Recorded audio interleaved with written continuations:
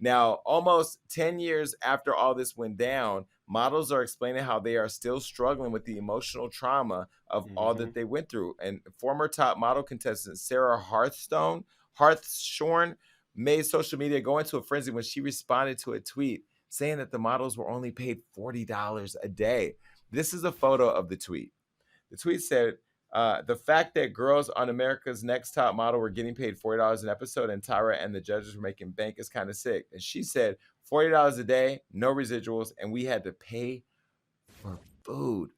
Mm-hmm. So the fact that they had to pay $40 and they were getting paid $40 an episode and making them pay for food, how crazy is that? You know what? When I see this, it makes me think of that phrase when the oppressed becomes the oppressor. Because I feel like in Tyra's journey, she probably had to go through so much BS becoming a model at the era she became a model. And when she got that platform, I feel like she lost all sensitivity to that experience because some of that stuff is just like outlandish. And for somebody in that position, she should have been a little bit more sympathetic. She should have been looking out for these girls, especially the black girls. And it mind boggles like this happens every few months where we get a new update about what was happening on America's Next Top Model. And I'm just like, damn, Tyra, you were once that, up and coming model. And whatever happened to you, I'm sorry, but it is not okay to put this onto other people. Like that's ridiculous. Damage, you're Yeah. being very nice. You're being very, very nice. Tyra's done things that have never happened to her. I've always thought this, and this is a controversial but brave mindset. When I started learning about emotional intelligence, we had to use public figures as folks to like case study. And I was a huge Tyra fan, and so I used her because I bought her book. I was a huge Tyra fan back in the day, and by the end of that class, I was like, "Oh my god, I think she's a narcissist." So I don't think this is Tyra being oppressed and taking out on people. I think for years she's exhibited the tenets of being a narcissist, and I think that she was able to hide behind the ugliness of the modeling community. But now that we're looking at receipts, I think folks are finally seeing her objectively from a standpoint. People who've known her for years, people who are in the trenches with her, they say she's always been like this. She did a show Mm. about obesity where she wore a fat suit, and she wore the fat suit for 3 hours and cried and had a fat girl holding her while she wept about being fat for 3 hours.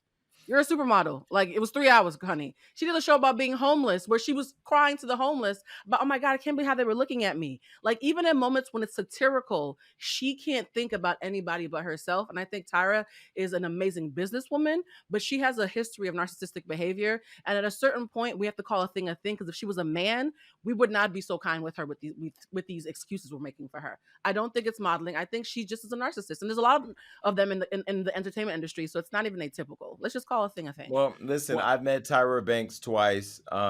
Both have been non-flattering experiences. I talked about in this podcast at some point over the last 6 years.